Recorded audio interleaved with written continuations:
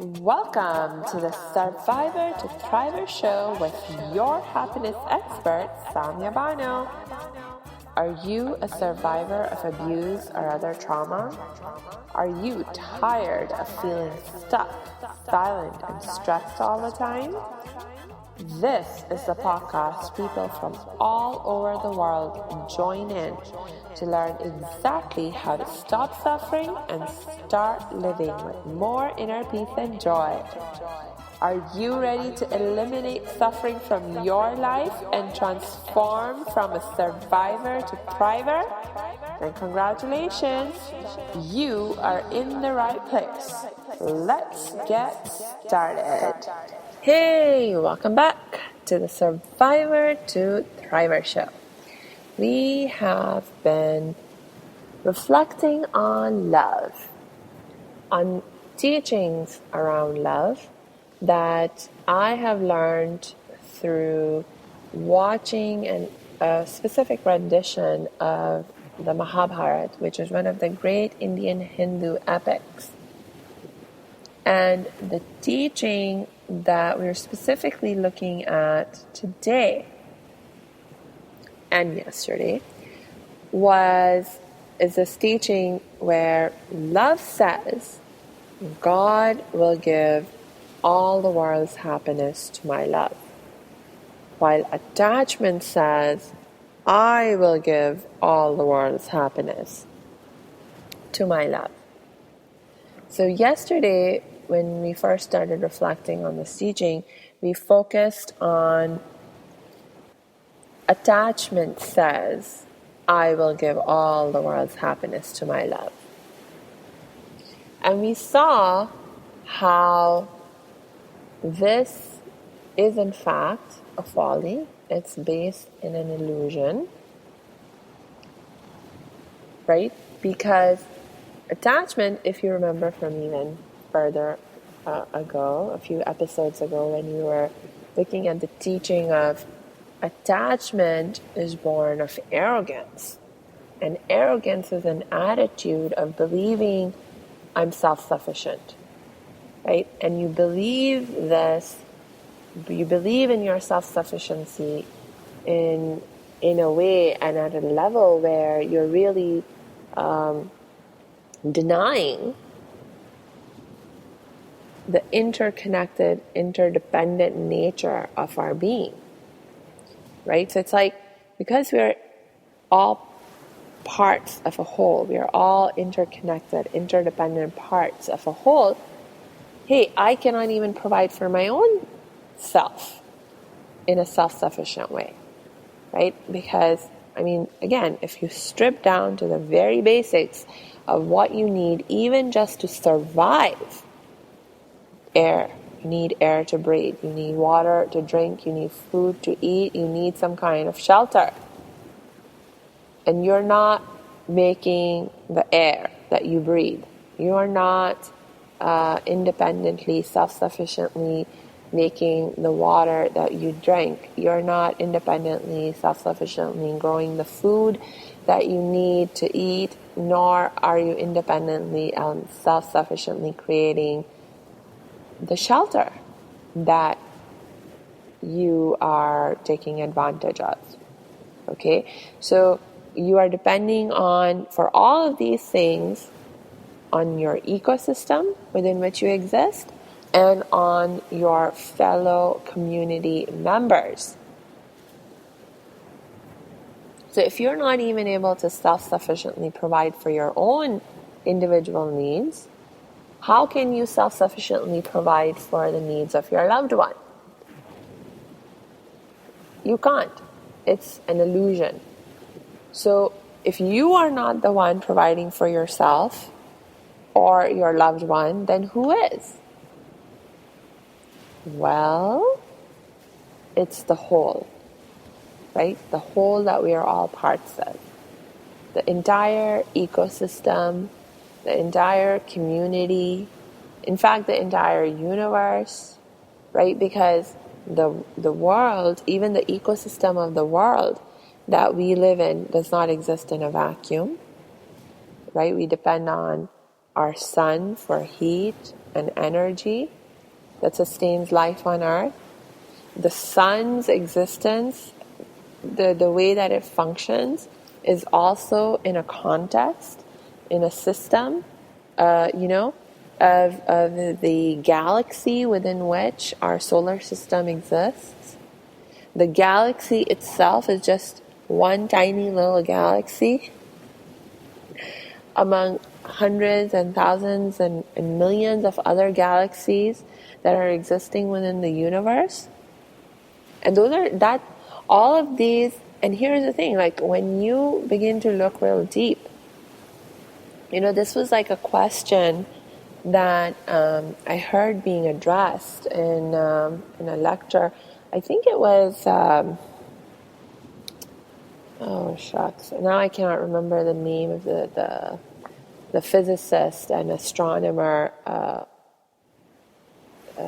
that was specifically, I was listening to his lecture, and he was saying, he was making this point that, like when we reflect on the size of the universe and how there's so much empty space in the universe, and you might think, wow, that empty space is just wasted. It serves no function. But in fact, that empty space is necessary for even our world to be able to function and to exist as it does. All that empty space in the universe is absolutely necessary. See, because of the different laws of gravity and how far and close things can be to each other, and like all these complex relationships that sustain our universe and our world and our galaxy and our solar system, all of that empty space is in fact necessary to maintain the balance within which our Earth exists, within which the ecosystems of our Earth exist that support our human lives. Wow, I think that's like so amazing.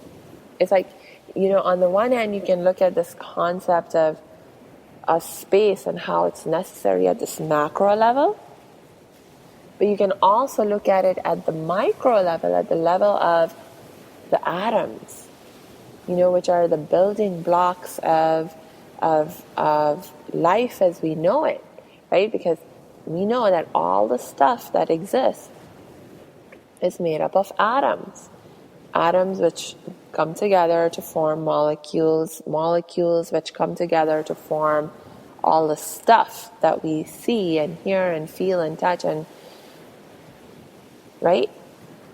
But if you look at the atom itself, atom is made of subatomic particles, the neutrons, the electrons, and the protons. And when you look at how the electrons and the neutrons and the protons relate to each other within the atom, it's like, hey, did you know that 90% of the atom is empty space? It is. It's like the neutrons and the protons are kind of sort of huddled together relatively closely in the nucleus of the atom, and then the electrons are sort of revolving around the nucleus, right?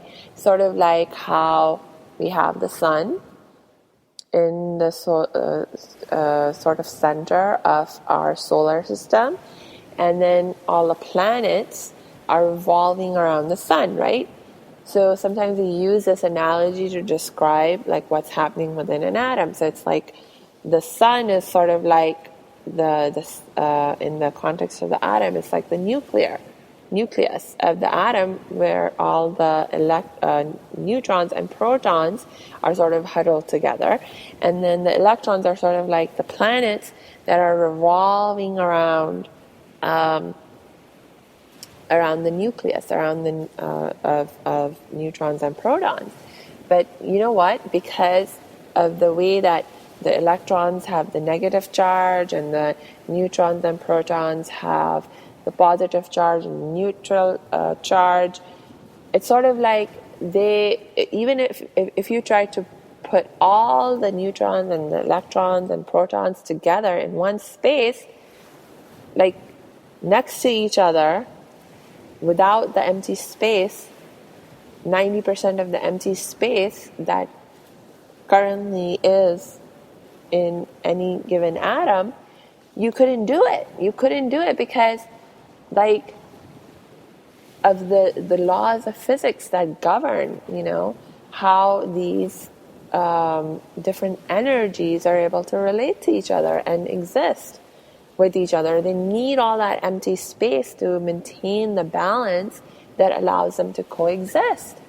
Wow. I mean, I when I learned about this, I was fascinated and pretty mind-boggled.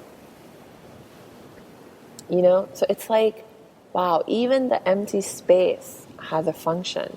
It's not useless. So, everything in the whole, every aspect of the whole has an important function to play in maintaining the very delicate balance that supports our lives. And it's the whole as a whole, therefore, that is ultimately supporting our life and providing for our every need and ensuring our survival. So when we say, when we ask the question, if I'm not self-sufficiently providing for my needs and my loved one needs, what is?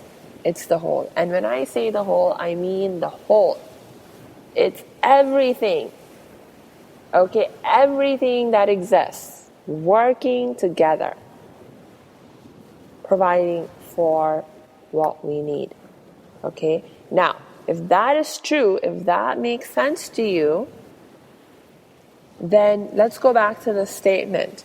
Love says God will give all the world's happiness to my love. How can we understand this? My proposal to you today, right now, is to say, when I read God, love says God will, translate that as love says the whole will. The whole, all that is, all that exists, will give all the world's happiness to my love. So I'm saying God equals all that is. God equals the whole that we are all parts of, interconnected, interdependent, parts of the whole. God is the whole. God is all that is. That's how I'm proposing that we understand the concept and the idea of God. And I believe that this is a definition and a way to understand the concept of God that's broad enough and universal enough that whatever your more specific concept of God may be, or even if you are an atheist and you say, I do not believe in God, you can still use this definition as a way to understand this particular concept. Because let's say you're an atheist and you say, I don't believe in God. Well, you believe in existence, right? You exist, so you believe in existence. You believe in the existence of the physical universe within which we exist, within which our life is sustained. So when you think of all that is, the whole that is, you can think of it in the context of, that's the whole universe. And that's cool. If you are a person of faith, I call myself a Muslim, but not even all Muslims agree with each other on our specific definition and our specific concept of God. That's the truth. So let alone if we start to compare people who label themselves differently relative to the different faith traditions that are out there, you know? So let's not get into all those debates and arguments and the nitty-gritties.